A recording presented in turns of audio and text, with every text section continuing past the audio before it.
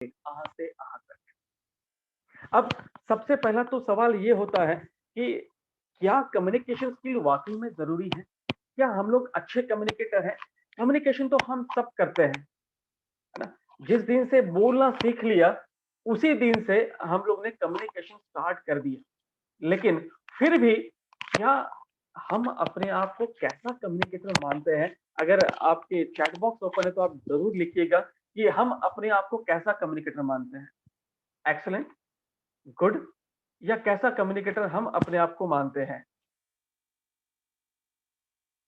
Write down in the chat box कि हम अपने आप को कैसा कम्युनिकेटर मानते हैं। स्वाति मैडम हेल्प करेंगे तो मुझे अच्छा लगेगा कि चैट बॉक्स में कुछ, क्योंकि यहाँ चैट बॉक्स नहीं नजर आ रहा है।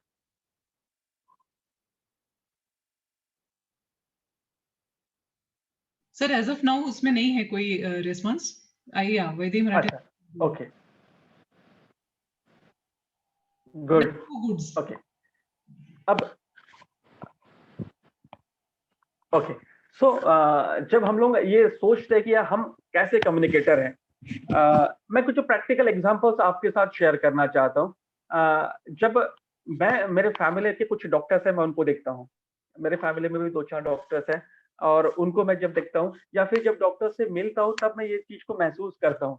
इनफैक्ट स्वाति मैडम से शेयर करूँ कि स्वाति मैडम जब फर्स्ट टाइम 2019 में हमारी मुलाकात हुई थी, 2020 सॉरी 2019 अक्टूबर में हमारी फर्स्ट टाइम मुलाकात हुई और आपको एज ए न्यू प्रेसिडेंट करके इंट्रोड्यूस किया था। एक मीटिंग चल रहा था जहां पर बिफोर जोन कॉन वाला मीटिंग था और मीता मैडम ने हमें बताया कि ये हमारे न्यू इलेक्ट प्रेसिडेंट है। तब हम ये सोच रहे थे, बाप रे कितनी शांत है मैडम, बिल्कुल नहीं बोलते। ऐसा एक परसेप्शन आपको देख करके हमारे माइंड में आया था। लेकिन धीरे धीरे वो चीज खुलती चली गई और पता चला कि नहीं, आप भी बहुत अच्छे कम्युनिकेटर हैं। लेकिन जब हम लोग ये बात करते हैं ना कि कम्युनिकेशन स्किल की बात करते हैं, तो कम्युनिकेशन स्किल मीन्स व्हाट? तो transference and understanding information between two और मोर पीपल। आज तो कम्युनिकेशन के माध्यम बदल चुके हैं। कम्युनिकेशन अलग अलग स्तर पर हम लोग पहुंचे। जैसे अभी हम लोग कम्युनिकेशन कर रहे हैं एक जूम प्लेटफॉर्म के माध्यम से। आज की सबसे बड़ी अगर दुखद कोई चीज ये है तो आज का कम्युनिकेशन वो सोशल मीडिया पर सिमटा हुआ है। आज हमारे फ्रेंड्स फेसबुक पर ज्यादा है, हकीकत में कम है। ये चीज हम लोगों ने फील की होगी। तो आज का जो ऑब्जेक्टिव लेकर के हम लोग चल रहे हैं कि आज कम्युनिकेशन स्किल में क्या करेंगे, तो क्या जरूरत है कम्युनिकेशन की, इसको समझना है। कम्युनिकेशन का प्रोसेस क्या है, मीडियम ऑफ कम्युनिकेशन क्या होना चाहिए, एंड बैरियर्स ऑफ कम्युनिकेशन क्या है, and what exactly the effective communication. कई बार ऐसा होता है कि मेरे ना फ्रेंड्स बहुत कम है। ऐसा क्यों होता है कि हमारे फ्रेंड्स ज्यादा नहीं है? ऐसा क्यों है कि जनरल एक कॉमन लोगों की बात आपके साथ शेयर करूं, क्योंकि मैं एक ब्रिज हूं कॉमन मैन एंड डॉक्टर्स के बीच में।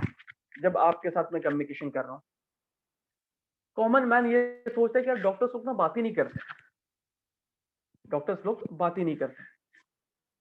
कई बार जैसे पेशेंट आकर के बैठा और पेशेंट ने कुछ बोलना शुरू किया, डॉक्टर ने प्रिस्क्रिप्शन पर लिखना शुरू कर दिया। बात ही नहीं करते। ये चेहरे पर हाव भाव भी नहीं होते या एक्सप्रेशन ही नहीं होते। ऐसा बहुत बार हमने सुना।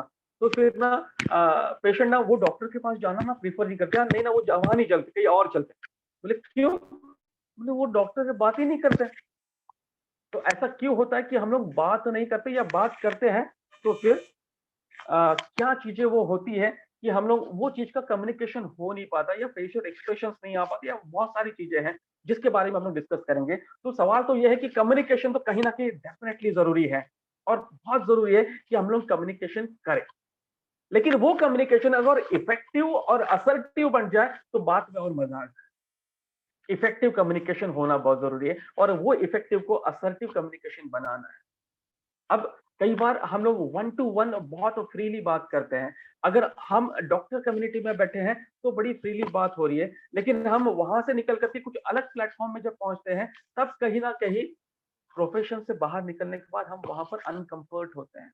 मैं मेरे सब्जेक्ट में बहुत मास्टर हूँ, लेकिन मैं जब मेरे सब्जेक्ट से बाहर उठ करके निकलता हूँ तो कहीं ना कहीं तकलीफ होती है कि यार मैं कैसे इस बात को रखूं या कैसे इस बात को समझूं या कैसे इन लोगों से मैं कम्युनिकेट करूं। लोग वन टू वन बड़े कंफर्टेबल होते हैं, लेकिन वन टू मेनी बहुत मुश्किल होती है।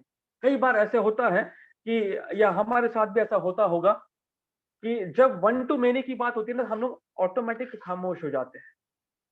वन टू वन जब बात करें तो बड़े कंफर्ट होते हैं, लेकिन जैसे जैसे लोग बढ़ते चले जाते हैं, हम ऑटोमेटिक खामोश होते चले जाते हैं। ऐसे बहुत सारी चीजें हमने देखी होगी। इनफैक्ट फैमिलीज में भी हमने ये देखा होगा। फैमिलीज में भी हमने ये देखा होगा।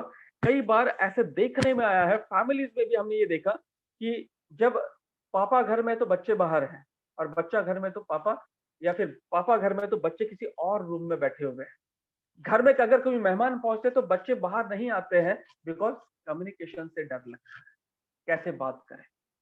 क्योंकि आज जब हम लोग बात करेंगे तो हम लोग बात केवल सिर्फ और सिर्फ डॉक्टर और पेशेंट की बात नहीं, तो हम लोग फैमिली के साथ भी करेक्ट करेंगे। हम लोग फैमिली के साथ साथ अदर ग्रुप्स में भी हम लोग बात करेंगे, क्योंकि हमारा इनर सर्कल भी है और हमारा आउटर सर्कल भी है, हमारा प्रोफेशनल सर्कल्स भी है, और सारे सर्कल्स को देख करके हम लोग ये सोचेंगे कि यार हम कैसे कम्युनिकेटर हैं और हमने कैसा कम्युनिकेशन करना चाहिए। जब हम लोग कम्युनिकेशन की बात करते हैं तो बहुत सिंपल है। कम्युनिकेशन मतलब एक मैसेज होता है और एक फीडबैक होता है। सेंडर है, एक रिसीवर है, और मैसेज जो है, जो भी प्रोसेस है हमारी, वो एक्सचेंजिंग है information, ideas, thoughts, feelings and emotion. Information, ideas, thoughts, feelings and emotion, ये एक्सचेंज होते हैं, जिसके माध्यम है speech, signals, writing and behaviour, है ना। कई लोग हमें ना बड़े अच्छे लगते हैं। ये आई थिंक मुझे ऐसा लगता है कि थर्ड टाइम है मैं वैदेही मैडम से यहाँ मिल रहा हूँ। और जब सेकंड टाइम जब वैदेही मैडम से मिला तो मैडम ने ऐसी बात की कि शायद हम लोग बहुत पहले से हम लोग आपस में जानते हैं, एक मेरे को पहचानते हैं। तो वो जो कनेक्शन है ना, वो कनेक्शन कहीं ना कहीं काम कर जाता है जब हम लोग कम्युनिकेशन की बात करते हैं। जब मैं जैसे नागपुर मेडिकोज में पहुंचता हूँ तो मुझे ऐसा लगता है नहीं कि मैं किसी और लोम में पहुंचा हूँ, मैं ऐसा लगता है कि मैं अपने लोम में पहुंचता हूँ। ये फील जो आता है बिकॉज कि हम लोग उस लेवल का कम्युनिकेशन कर पाते हैं। या फिर जैसे नागपुर मेडिकोज के डॉक्टर्स कभी ये फील नहीं करवाते कि भैया आप किसी और के लोग के हैं और अभी आप हमारे कंसर्न जेडबीपी नहीं है। तो ये कभी फील नहीं आता है, बिकॉज कि हम लोग एक अपनापन समझते हैं। तो कहीं ना कहीं जो इंडियन मेंटालिटी है, जिसमें इमोशंस और फीलिंग्स बहुत काम करते हैं, तो हमारे कम्युनिकेशन में भी वो चीजें बहुत इंपॉर्टेंट है। And again when we talk about the communication, तो दो कम्युनिकेशन, एक वर्बल कम्युनिकेशन है, एक नॉन वर्बल कम्युनिकेशन। आज हम लोग जो बात करेंगे ना, वो केवल और केवल वर्बल कम्युनिकेशन की बात करेंगे, only verbal communication. And non verbal communication is nothing but the body language, expressions and all such things. अगर हम लोग 100% की अगर बात करें तो उसमें से केवल 7% की बात हम लोग आज वर्बल कम्युनिकेशन में करेंगे, and rest of the thing 93% जो है नॉन वर्बल, जिसमें है वॉइस मॉड्यूलेशन आएगा, पीचेस आएगा, पॉज आएगा, बॉडी लैंग्वेज है, एक्सप्रेशंस है, टोन है, ये सारी चीजें जो है वो नॉन वर्बल कम्युनिकेशन में हम लोग कवर करेंगे। Okay. Now the verbal communication, it refers to the form of communication in which a message transmitted verbally। मुझे बोल करके, कई लोग बोल करके लोगों को जीत ले जाते हैं, और कुछ लोग ऐसे भी हैं जो बिना बोले लोगों को जीतते हैं। अगर नॉन वर्बल का बेस्ट एग्जांपल दूं तो एक एग्जांपल है चार्ली चैपलिन, जिसको कभी हमने बोलते हुए नहीं सुना, लेकिन बचपन से जब उसको देख रहे थे ना टीवी पर, तो उसको देख करके हम लोग बहुत हंसे हैं। उसने हम सबको एंटरटेन किया है। कभी चार्ली चैपलिन की हमने आवाज सुनी ही नहीं। और वो चार्ली चैपलिन के बहुत अच्छे वर्ड्स भी, अगर रोना भी है ना तो आप बारिश में रोइए ताकि आपके आंसू किसी को नजर ना आए। तो चार्ली चैपलिन एक बहुत बढ़िया एग्जांपल है नॉन वर्बल। और वर्बल जो सिर्फ शब्दों की ताकत से अपने आप का लोहा मनवाते हैं, वो है वर्बल कम्युनिकेशन। एक अच्छा कम्युनिकेटर वो है जो लोगों को मैग्नेटिज्म की तरह अपनी तरफ खींच ले। No doubt we all are the perfect communicator, लेकिन क्या हम अपने आप को ये एनालाइज करें कि भैया जब मैं बात करना शुरू करता हूं ना, तो मैं लोगों को अपनी तरफ खींचना शुरू कर देता हूं। जब मैं लोगों के बीच में पहुंचता हूं तो ऐसा हो जाता है कि ऑटोमेटिक लोग मुझसे बात करने के लिए चले आते हैं, not because of my post and my position, just because just because कि मैं एक बेहतरीन वक्ता हूँ, एक बेहतरीन कम्युनिकेटर हूँ। बस इतना ही काफी है कि मैं आपस में कनेक्ट हो जाऊं, बस इतना ही काफी है, और मैं लोगों को खींचता चले जाऊं। ये मैग्नेटिज्म में कई लोग ऐसे आपको मिलेंगे। अगर हम लोग बात करें संदीप महेश्वरी, संतोष नायर, और भी ऐसे बहुत सारे मोटिवेशनल ट्रेनर जिसको हम लोग सुनते हैं और सुनने के बाद लोग फुल्ली मोटिवेट हो जाते हैं। ऐसे चंद वर्ड्स, चंद अल्फाज ऐसे हम लोग बोल दें कि लोग ना मोटिवेट हो जाए। That called the different kind of communication. एक ऐसा कम्युनिकेशन क्या हम लोग कर सकते हैं? क्या ऐसे कम्युनिकेशन हम करते हैं? So communication is done by word of mouth and piece of writing.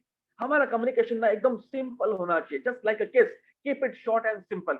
बहुत ही कम शब्दों में, बहुत ही सटीक शब्दों में हम लोग अपनी बात लोगों तक पहुंचा दें। That is called the communication. दो किस्म के लोग हम सबने इस दुनिया में देखे होंगे, जिसमें जिसमें एक होता है जिसको देख करके ऐसा मन होता है कि चुपचाप निकल जाइए।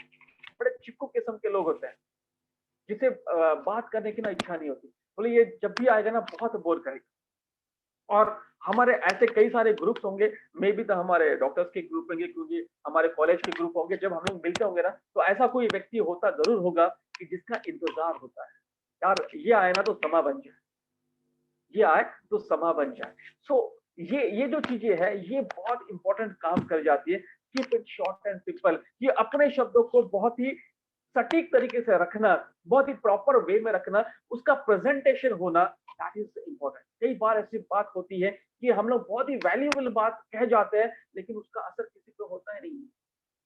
कई बार ऐसा भी होता है कि लोगों को तो अपनी बात की वैल्यू भी नहीं मिलती। कई ऐसी चीजें सामने आती है, यार मैं बोलता सब कुछ हूँ लेकिन लोग मुझे मानते ही नहीं। तो कहीं ना कहीं ये बात होती है कि बात को रखे कैसे, बात में वजन कैसे आए, ये बड़ी डिफिकल्ट वाली बात होती है। तो बात में वजन कैसे आए, तो बात को किस तरह से रखना है, that is again important part. When we talk about the non verbal communication, चेहरा एक ही है लेकिन ये स्क्रीन के ऊपर आप देख रहे हो कि हर चेहरा कुछ अलग बोल रहा है, चेहरा भी बात कर रहा है ना। बिना शब्दों के जब चेहरा बोलना शुरू कर जाता है तब पता लगता है कि आप क्या सोच रहे हैं। सब लोग आपके चेहरे को देख करके ये समझ जाते हैं कि भैया आप सोच क्या रहे हैं। कई मर्तबा ऐसा हमारे साथ हमारे घर पर हुआ होगा कि आप घर पे पहुंचते हो और बच्चा सोचता है कि ये बात अब मैं रखूं या ना कर रखूं, क्योंकि बस चेहरा देख करके पता लग जाता है। हो सकता है कि आज ऐसे कुछ केस आपने हैंडल कर ली, बहुत क्रिटिकल थी और बड़े तकलीफें आज आपको फेस करनी पड़ी और आप बड़े पजल थे, और ऐसे समय में अगर किसी ने कुछ घर पे पूछ लिया तो हो सकता है उसका रिएक्शन कुछ और होगा। तो बच्चे भी ये सोचते हैं कि आज ये बात रखनी चाहिए या नहीं रखनी, है ना। स्पाउस भी सोचते हैं कि बस आज ये बात रखे कि ना रखे। तो ये जो इम्पोर्टेंट बात है कि हमारा चेहरा ये भी बहुत कुछ बोल जाता है, बहुत कुछ बोल जाता है। लेकिन आज हमारा टॉपिक नॉन वर्बल नहीं है, आज हम लोग बात करेंगे केवल वर्बल के ऊपर। जैसे कि आपके स्क्रीन के ऊपर कुछ दिख रहा होगा जिसके बारे में मैंने अभी अभी बात की। कुछ लोग बैठ करके मीटिंग कर रहे हैं, कुछ लोग बैठ करके यहाँ मीटिंग कर रहे हैं और हर व्यक्ति कुछ ना कुछ बोलना चाह रहा है। लेकिन एक कॉर्नर पे लेफ्ट हैंड साइड, मेरे लेफ्ट हैंड साइड के कॉर्नर पे एक व्यक्ति मुझे बैठा हुआ दिख रहा है जो बिल्कुल चुपचाप सिर्फ सुन रहा है। इज अ गुड लिसनर, है ना, ये बात नहीं कर रहा है। ऐसा कई मर्तबा होता है कि मीटिंग में हम लोग प्रॉपर वे में बोल नहीं पाते। अपने पास बोलने के लिए बहुत कुछ होता है लेकिन अपनी बात को सक्षम तरीके से हम लोग रख नहीं पाते। ऐसे कई प्रॉब्लम्स हमारे साथ हो सकते हैं, क्या होती भी है, कई मर्तबा देखा गया है कि ये बात होती है। अभी भी रिसेंटली एक कॉलेज में मैंने वर्कशॉप किया था और वहाँ के लेक्चरर्स लोग के साथ मैं ये वर्कशॉप कर रहा था और वहाँ पर ये बात सामने आई कि जब हम लोग स्टूडेंट के बीच में होते हैं तो वी आर वेरी कंफर्ट, बहुत जबरदस्त कंफर्टेबल लेवल होता है क्योंकि स्टूडेंट के साथ बहुत अच्छा रेपो बिल्ड हो चुका है, बहुत अच्छी सारी बातें होती है। लेकिन जब वही शिक्षक जब अपने ग्रुप में बैठते हैं तो ज्यादा बोल नहीं पाते हैं। मैंने पूछा ऐसा क्यों सर, आपके साथ ऐसा क्यों होता है? बोले पता नहीं ऐसा क्यों होता है, मैं ऑटोमेटिक शांत हो जाता हूँ। मैंने क्या क्या आपके पास विषय नहीं होते, क्या आपके पास कुछ बात करने के लिए है नहीं? नहीं रे, बोले बात करने के लिए तो बहुत कुछ है लेकिन पता नहीं ऐसा क्यों होता है कि मुझे डर सा लगता है कि यार लोग मुझ पर हंसेंगे तो नहीं। तो ऐसे बहुत सारी चीजें हो सकती है जिसके कारण हम लोग ना शांत हो जाते हैं। कहीं ना कहीं कॉन्फिडेंस लेवल कम हो जाता है कि हम लोग अपनी बात को रख ही नहीं पाते। ये बहुत बड़ी डिफिकल्टी हम देखते हैं जब हम लोग कोई भी कम्युनिकेशन के लिए स्टार्ट करते हैं। सो एज अ कम्युनिकेटर हमने करना क्या चाहिए? तो बहुत सिंपल है। सबसे पहला काम तो ये करना है, be a good listener first. एक अच्छा लिसनर होना जरूरी है। Listen to understand, understand before speaking, and speak to be understood, and seek understanding before processing, and same thing you can repeat again and again. लेकिन अगर हम लोग हमारी रोजमर्रा की जिंदगी को पूरा करके देखें, तो हमें ये समझ में आता है कि अगर कोई भी हमें कोई भी चीज बोलता है ना, तो हम लोग करते क्या है, 99% रिएक्ट करते, 1% लिसनिंग होता है, 99% रिएक्ट। आज घर पर बाई लेट पहुंची, घर की मेड आज लेट पहुंची, देखो होता क्या है, अनुभव करिए। गलती से आज सुबह चाय बना रहे थे, जल्दबाजी थी और चाय का कप नीचे गिर गया या पानी का ग्लास नीचे गिर गया, देखो क्या होता है। हो सकता है उसके पीछे कोई रीजन हो सकता है आपके बच्चे के हाथ से धक्का लग गया, पानी गिर गया, होता क्या है, नेक्स्ट नेक्स्ट स्टेप क्या होता है ना, इमीडिएट जो होता है, that is called the reaction. और if you want to be a good communicator, then एक अच्छे कम्युनिकेशन की वो निशानी होती है, वो होता है गुड रिस्पॉन्स। जब भी कोई बात हो रही है तो उस बात को हम लोग 99% समझे एंड 1% अगर रिस्पॉन्स करना शुरू कर दे, तो ऑटोमेटिक चेंज आना शुरू होगा। जो घर में छोटे मोटे कॉन्फ्लिक्ट होते रहते हैं, जो घर में या फैमिलीज में या आपके स्टाफ के साथ अगर कोई भी छोटे मोटे कॉन्फ्लिक्ट जो है ना, ये कॉन्फ्लिक्ट का सबसे बेस्ट आंसर जो है या बेस्ट सॉल्यूशन है कि B a good listener first, पहले सुन तो लीजिए कहना क्या चाहता है, एंड देन रिस्पॉन्स। एक बहुत अच्छी मूवी आई थी, शायद वो मूवी आप सबने देखी होगी, दिलवाले दुल्हनिया ले जाएंगे। और वो मूवी का आखिरी सीन अगर आपको याद होगा, तो वो सीन को एक बार यूट्यूब पे जरूर देखिएगा। जब भी आपने ये मूवी देखी होगी, इसको एक एंटरटेनमेंट पॉइंट ऑफ व्यू देखा होगा, आज उस मूवी का वो आखिरी scene just communication point of view देखना, किस तरह से कम्युनिकेशन होता है। जब हम लोग कम्युनिकेशन को इफेक्टिव कम्युनिकेशन की तरफ लेके जा रहे हैं, तो वो बहुत अच्छा होगा जब आप वो वीडियो देखेंगे, जिसको मैं अभी यहाँ पर बता रहा हूँ कि किस तरह से हम लोग इफेक्टिव कम्युनिकेशन की तरफ आगे बढ़ सकते हैं। And when we talk about the effective communication, हम लोग रोज मिलते हैं और रोज मिलने के बाद हम करते क्या है। अभी भी हम लोग यहाँ पर 5-6 लोग जुड़े हुए हैं, और जब हम लोग यहाँ पर जुड़े तो हम लोग ने गुड मॉर्निंग, गुड इवनिंग जो भी हमने करना था कर दिया। एंड उसके बाद सेशन के शुरू में कोई बातचीत नहीं हुई हमारी, कैसे है क्या है, नो बातचीत, है ना। अगर ये वर्कशॉप मैंने स्वाति मैडम से कहा था कि मैडम क्यों ना ये वर्कशॉप को ना फिजिकली किया जाए, क्योंकि कम्युनिकेशन का वर्कशॉप अगर हम लोग फिजिकली करें ना तो बहुत मजा आता है, क्योंकि एग्जैक्ट चीजें निकल के आती है, एग्जैक्ट चीज, ये एग्जैक्ट होता क्या डेली लाइफ में। और बहुत मजा आता है जब हम लोग 2-3 घंटा इस सेशन को लेकर के ऑडियंस के साथ बैठते हैं ना, तो वाकई में वो चीजें निकल करके आती है कि किस तरह से कम्युनिकेशन होता है ना। जस्ट एक चीज सोचिए कि आज मैं किसी से मिला, मैं स्वाति मैडम से मिला, मैंने हाथ मिला, कहा गुड आफ्टरनून मैडम या गुड इवनिंग मैडम, मैडम ने कहा गुड इवनिंग, और मैडम कैसे हैं, मैडम ने कहा बहुत बढ़िया, बस बात खत्म हो गई। व्हाट नेक्स्ट, नेक्स्ट होता क्या है। अगर नेक्स्ट क्या होता है इसके बारे में अगर कभी हमने सोचा, तो नेक्स्ट यही होता है कि हम लोग ना अपने बारे में बोलना शुरू कर जाते हैं। पता है आज मैडम हमारे साथ ना ऐसा हुआ, आज मुझे नहीं पता कि कैसे, आज बड़ा बहुत डिफिकल्ट हो रहा था कि मैं कनेक्ट ही नहीं हो पा रहा था। मेरे साथ आज ऐसा हो गया, मैंने आज ऐसा कर लिया, आज ये हुआ, आज लेट हो गया, आज स्टेशन में 4:30 बजे पहुंचना था, पता नहीं 4 बजे तक तो मैं मेयर के ऑफिस में बैठा रहा। तो मैंने सिर्फ अपने बारे में बोलना शुरू कर दिया। अब मेरा ये सवाल है कि मेरे बारे में सुनने में स्वाति मैडम को क्या इंटरेस्ट है ना। हर इंसान की ये फितरत होती है, भैया मेरी बारे में तो सुन लो, मैं भी तो कुछ बताना चाह रहा हूँ, मैं भी कुछ बोलना चाह रही हूँ। हम लोग जब तक सामने वाले को ये मौका नहीं देंगे, ये अवसर नहीं देंगे कि आप अपनी बात रखिए, तब तक कम्युनिकेशन स्टार्ट, तब तक रैपोर्ट बिल्ड नहीं होगा, तब तक वो कम्युनिकेशन इफेक्टिव नहीं होगा, तब तक वो कम्युनिकेशन इफेक्टिव नहीं। अगर मैं एज ए टीचर करके ये सोचूं कि मैं मेरे स्टूडेंट्स को कुछ अच्छा देना चाहता हूँ, अगर वो मेरे सामने आकर के बैठे और मैंने उसको टॉपिक डिलीवर कर दिया, काम मेरा हो गया, मुझे नहीं लगता कि वो सीख पाए, जब तक मैं उसे अपना ना बना लूं। जब तक मैं उसे अपना ना बना लूं, वो चीज उस तक डिलीवर नहीं हो पाएगी जो चीज मैं उसको डिलीवर कर।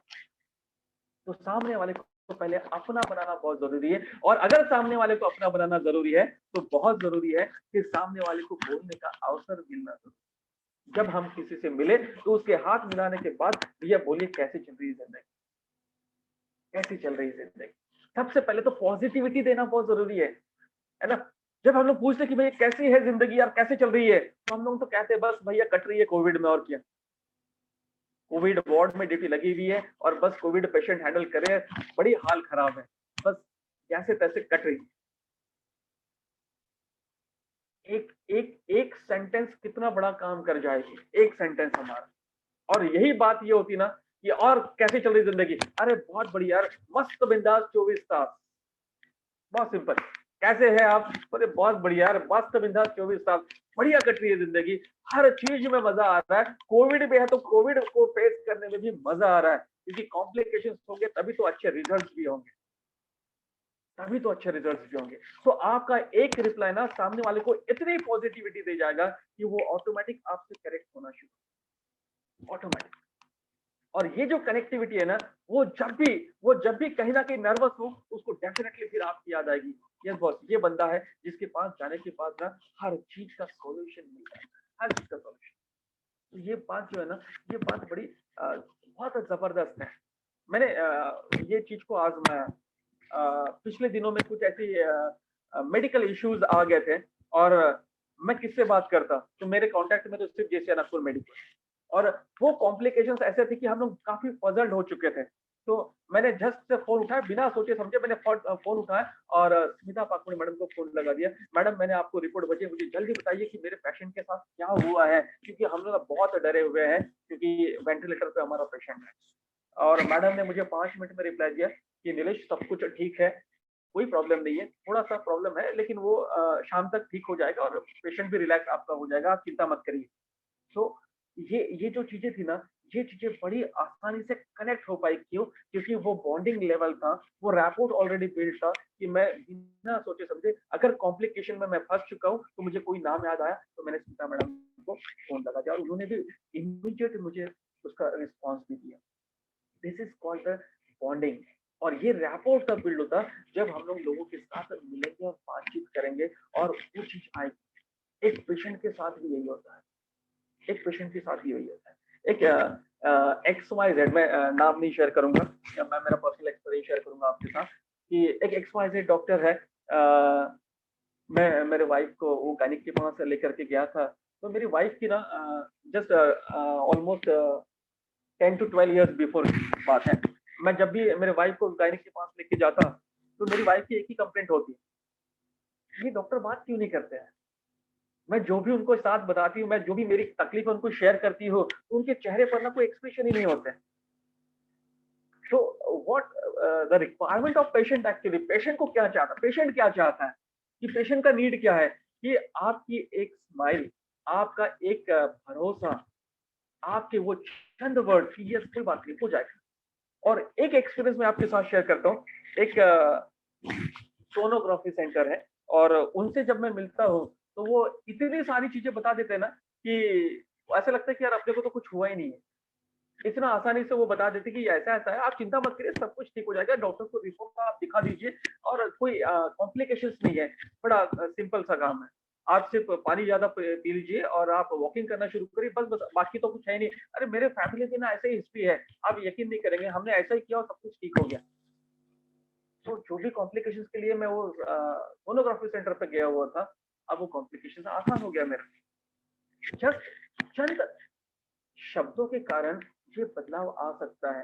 कम्युनिकेशन को ना इफेक्टिव तरीके से लेके जाने के लिए ये बहुत जरूरी है कि B a good listener first, ये हम लोग एक अच्छा लिसनर बने, और उसको रिस्पॉन्स देना भी उतना ही जरूरी है ना, उसको रिस्पॉन्स करना भी उतना ही जरूरी है। जब मैं डीडीएल की बात कर रहा था, दिल वाले दुल्हनिया ले जाएंगे, लास्ट सीन, और उसमें बहुत इंपॉर्टेंट एक चीज देखी थी हमने कि या फिर ये कहूंगा कि जब हम लोग इफेक्टिव कम्युनिकेशन की बात करते हैं ना, तो ये एक बहुत डिफिकल्ट होता है कि बड़ों को ना उनकी मिस्टेक दिखाना बड़ा डिफिकल्ट, बड़ा डिफिकल्ट है। और मैं जिन लोगों के बीच में बैठकर अभी ट्रेनिंग दे रहा हूँ ना, ये चीज मैं भी फील कर रहा हूँ, इट्स वेरी डिफिकल्ट कि मैं किसी को यार हम अच्छे कम्युनिकेटर नहीं है, और हम कहेंगे अरे ऐसा कैसे बोल रहे हो आप, कभी आप मिले क्या हमसे कि यार मैं हम अच्छे कम्युनिकेटर नहीं है? नो, इसलिए दैट्स व्हाई मैंने पहले ही कहा कि we are the good communicator. लेकिन अब ये समझने की जरूरत है उसको और एक्सेल कैसे करें। No doubt we are all the excellent communicator, लेकिन उसको और भी एक्सेल करना है तो क्या, बेटर देन बेटर करना है तो क्या कर सकते हैं हम लोग, किस तरह से हम लोग वो चीजों को रखे जिससे काम बड़े आसानी से बन जाए। तो ये बहुत इंपॉर्टेंट है कि जब हम लोग किसी बड़े व्यक्ति से बात करें, हमसे उम्र में बड़े, हमसे पेशे में बड़े, तो उनको ना बहुत हर्ट होता है कि हम लोग जब उनको पॉइंट आउट करते हैं कि आपकी गलती है ना। अगर मैं ये कहूँ कि स्वाति मैडम की गलती की मेरी आवाज आप तक नहीं पहुंच पा रही है, गड़बड़ वाला काम हो जाएगा। यार ऐसा कैसा मुझे बोल रहे हो। और किसी बड़े व्यक्ति को अगर हम लोग ये कहेंगे कि आपके कारण ये हो रहा है, तो बस वो गलती दिखाना ही मुसीबत वाला काम है ना। जब हमारा बच्चा हमको बोलता है कि भैया ये आपकी गलती है पापा, तो ऐसा थोड़ी होता है। आपसे ज्यादा हमने वो गर्मी और ठंडी हमने आपसे ज्यादा देख चुके हैं, हमने आपसे ज्यादा बरसातें देख चुकी हैं। अब क्या बताऊंगी, हम सब ने सुना है, बचपन में भी सुना है और सुना भी देते हैं कई बार। तो ये चीजें होती है। तो कहीं ना कहीं ये पॉइंट आउट करना, बात को समझाना, बात को समझना, बात को पैरेलल करना और बात को क्रॉस करना। जब हम लोग बात को इफेक्टिव कम्युनिकेशन करना चाह रहे हैं, तो इफेक्टिव कम्युनिकेशन के लिए बहुत जरूरी है कि ऑलमोस्ट एवरी टाइम हमारा जो कम्युनिकेशन है ना, वो होना है parallel communication, not a cross communication. Simple example दूंगा। अगर हमारे घर की अगर हम लोग बात करें और आज आप शाम को घर पहुंचे और आ, आपने चाय की डिमांड की, अरे चाय लेके आओ जल्दी से। और घर पर अगर वाइफ थोड़ी सी परेशान है, तो रिप्लाई अगर आपको ये आ गया कि आज आप ही बना लो, मेरे पास समय नहीं है, बस।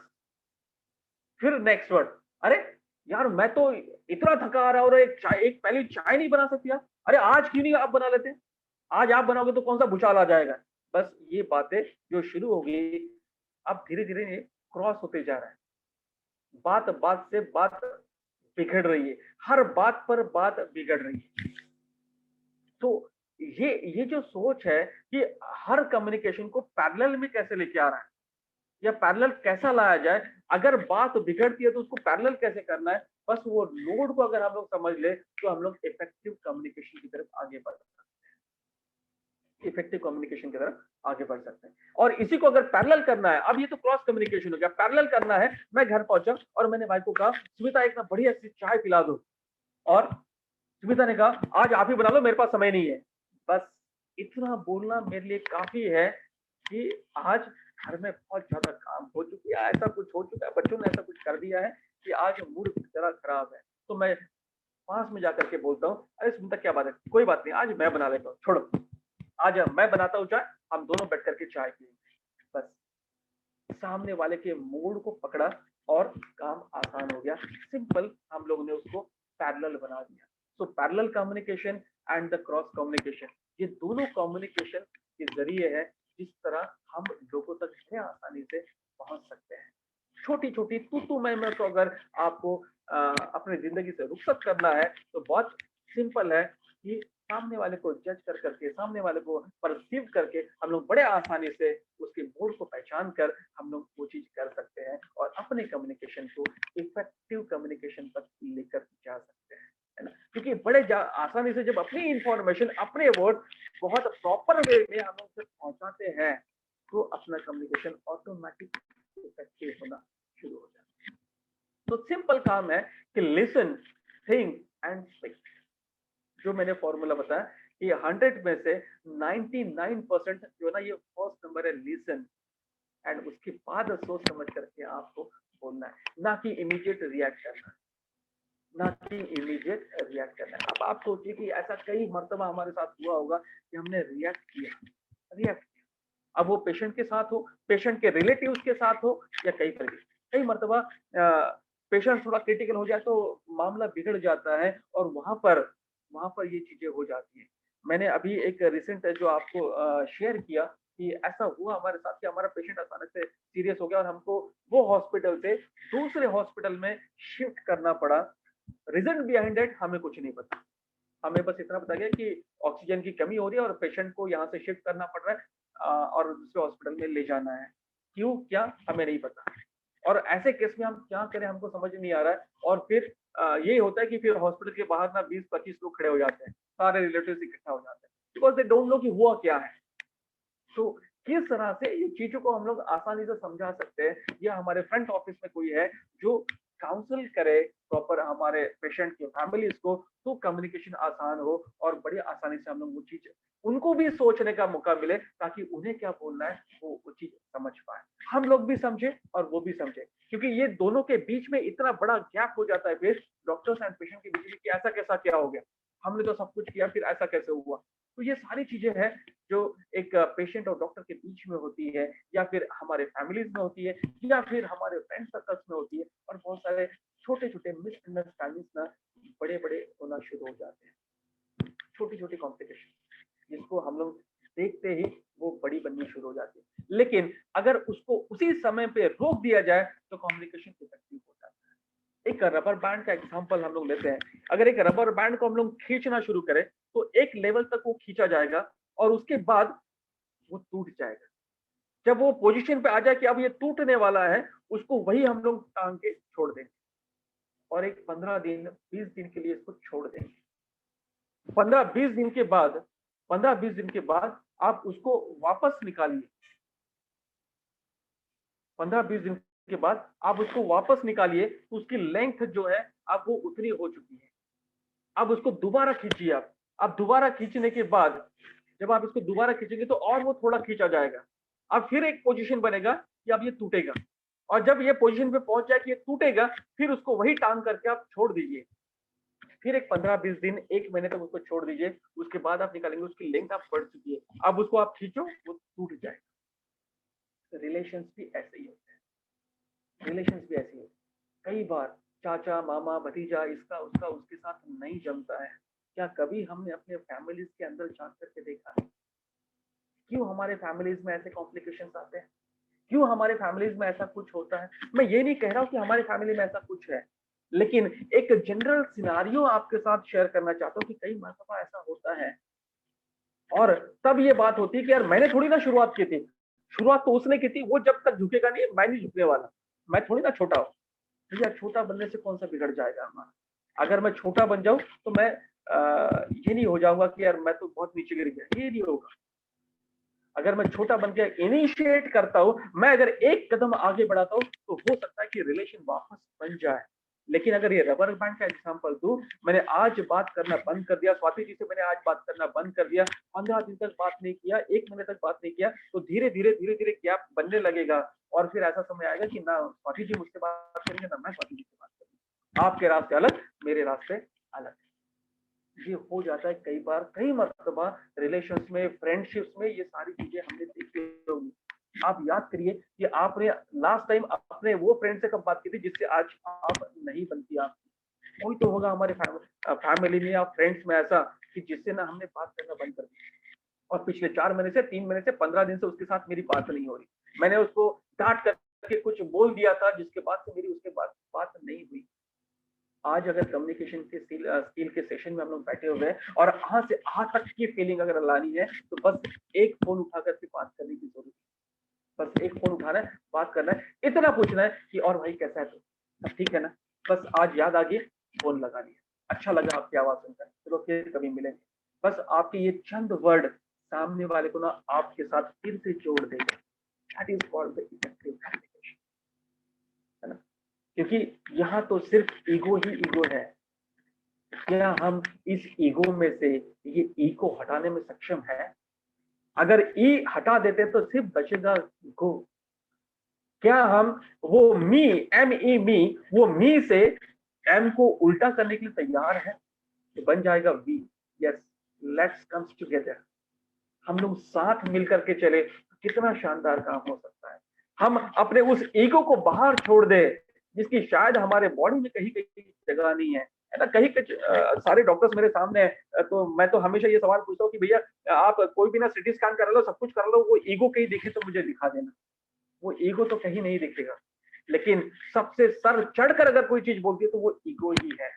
वो पोजीशन का ईगो हो सकता है, वो रिचनेस का ईगो हो सकता है, या वो कोई भी ईगो हो सकता है, लेकिन ईगो तो है। बस उस ईगो को दूर रख के क्या हम लोग इंसान को पास ला सकते हैं?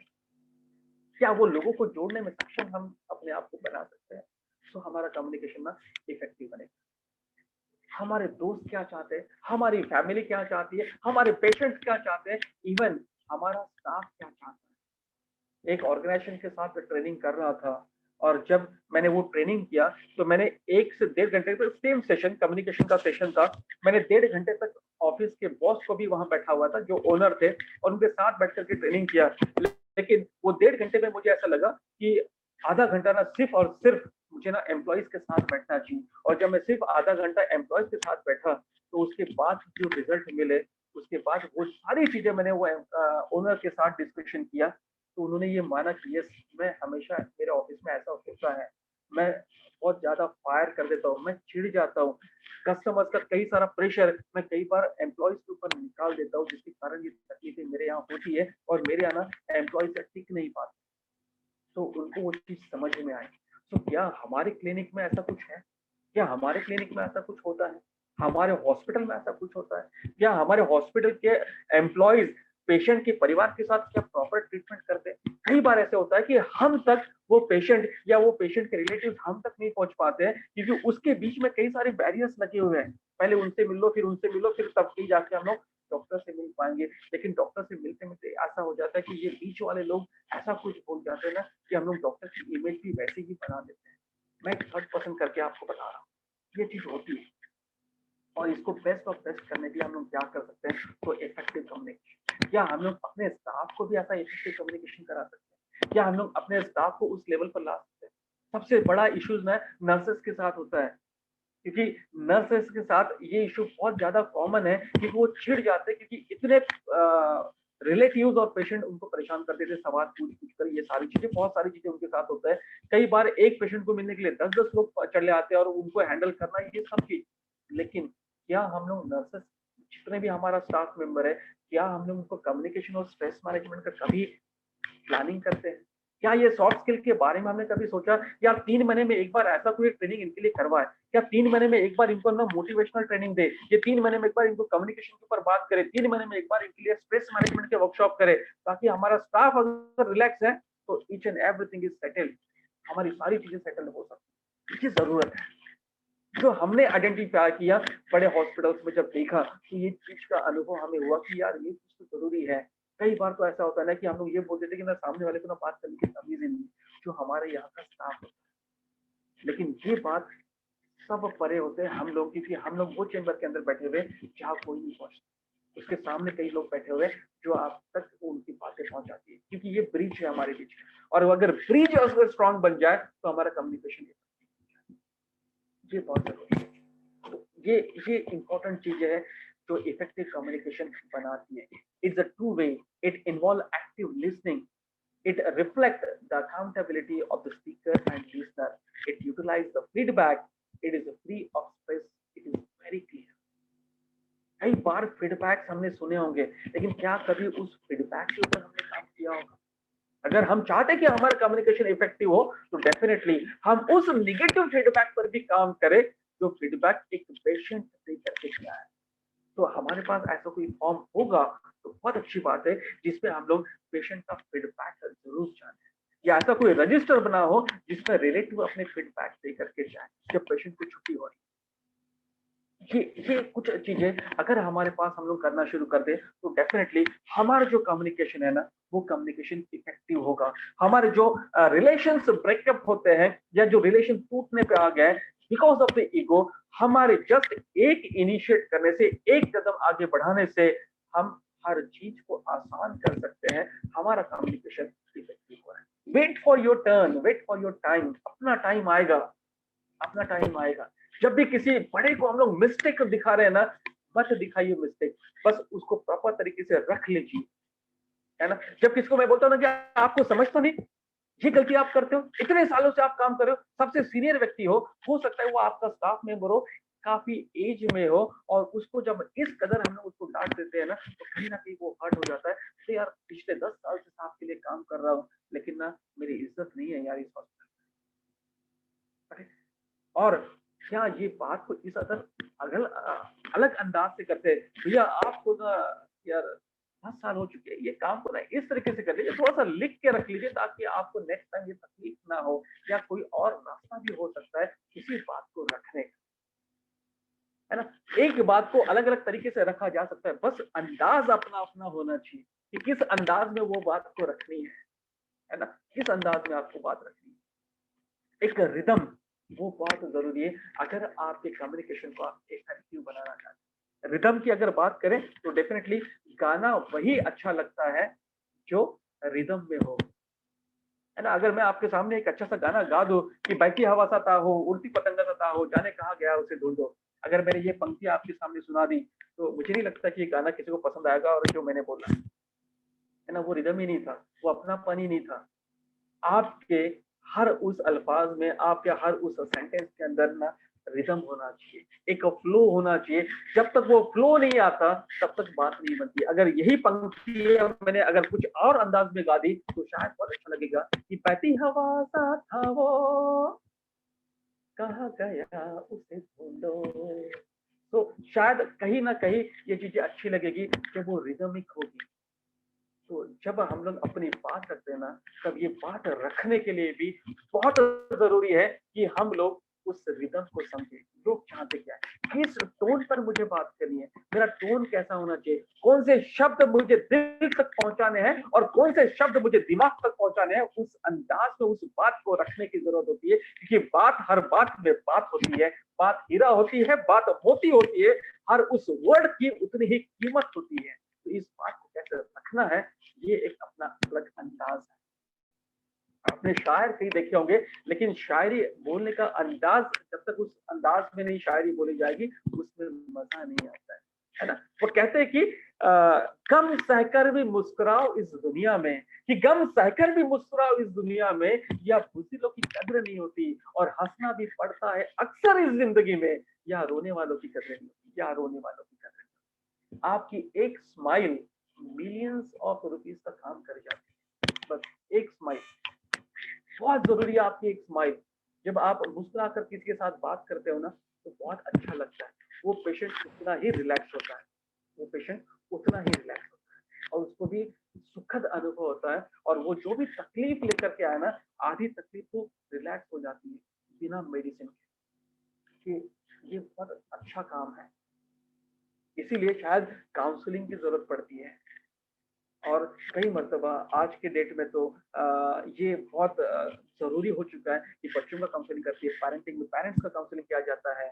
कई मर्तबा न्यूली मैरिड कपल का भी काउंसलिंग होता है, क्योंकि बात नहीं बनती तो फिर बड़े केसेस बढ़ रहे हैं, तो बहुत जरूरी है हमारे कम्युनिकेशन के साथ को बढ़ाना। तो this is all about the effective communication. और इस इफेक्टिव कम्युनिकेशन को अगर हम लोग ये चाहे कि कुछ बैरियर्स हटा दे, जिस बैरियर की मैं बात कर रहा था, स्वाति मैडम 5 मिनट और ले लूं? यस सर, यस, बिल्कुल। ओके, ठीक। So overcoming the barriers of effective communication. तो क्या बैरियर्स हो सकते हैं? Connecting with the audience. कई बार ऐसा होता है कि मैं ऑडियंस के साथ कनेक्ट नहीं हो पाता, है ना, बिकॉज ऑफ लैंग्वेज। वो कुछ भी हो सकता है कि लैंग्वेज का बैरियर है। मैं I am very comfortable in English, but मैं इंग्लिश में ही बोलता हूँ, लेकिन हो सकता है मेरे सामने जो ऑडियंस बैठा हुआ है वो ऑडियंस इंग्लिश से ज्यादा हिंदी या मराठी या और कोई लैंग्वेज में कंफर्टेबल हो, लेकिन इंग्लिश के बजाय क्या मैं हिंदी में अगर वहां बात रख लूँ तो वो शायद इफेक्टिवली हो सकता है। तो कनेक्टिंग विद द ऑडियंस। कई मरतबा हम लोग कई सारे संस्थाओं में एज ए गेस्ट करके पहुंच जाते हैं, और फिर हम लोग अपने तरीके से अपनी बात तक करके चले जाते हैं, लेकिन क्या हम वो कभी ऑडियंस को अपना बनाते हैं, और अपना बनाने के बाद हम लोग अपनी बात रखते हैं, ये सवाल है। तो connecting with the audience, audience के साथ कनेक्ट नहीं कर पाते कई मरतबा, ये बैरियर हो सकता है। हमारे वर्ड्स सिंपल नहीं हो पाते, हमारे जो वर्ड्स है वो सिंपल नहीं होते। तो हमारे वर्ड्स बड़े सिंपल होने चाहिए जो लोगों तक पहुंचे। हमारी बॉडी लैंग्वेज, जिसमें मैंने अभी अभी बताया कि स्माइल 10:10 चेहरे पे क्यों ना हो, बहुत मजा आएगा अगर 10:10 कभी भी 7:20 चेहरे पर नहीं होना चाहिए, और 12 तो बिल्कुल नहीं बजने चाहिए। बस ये चेहरे की क्लॉक को अगर हम लोग समझ लेना तो काम आसान हो। तो स्माइल, आई कांटेक्ट, ये बहुत जरूरी है। अगर बॉडी लैंग्वेज का वर्कशॉप होता तो हम लोग बहुत सारी बातें करते हैं, लेकिन एक आई कांटेक्ट होना चाहिए, जेस्चर होना चाहिए, और आपका एक प्रॉपर टोन भी होना चाहिए। कल्चरल सेंसिटिविटी, कहाँ हम लोग बात कर रहे हैं, तो ये ही बैरियर है कि हम लोग किस कल्चर में है और क्या बात वहां पर करनी है। चेकिंग फॉर अंडरस्टैंडिंग, ये भी बहुत इंपॉर्टेंट है। कई मरतबा ये होता ही नहीं है, हम लोग आगे बढ़ जाते हैं, लोगों का पार्टिसिपेशन आ रहा है कि नहीं, हमने बिना देख करके बात करना शुरू कर दिया।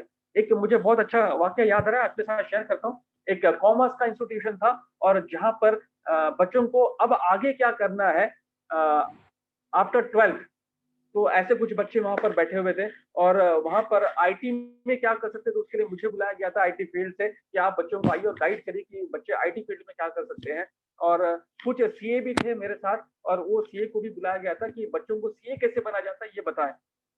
और वहां पर सीए का टर्न है कि आप सीए साहब बोलेंगे कि सीए कैसे बना जाता है, मैं आमंत्रित करता हूँ और उनको बुलाया गया और वो सीए साहब ने एक सवाल पूछा कि बच्चों पता है, बोले आपको सीए क्या करता है।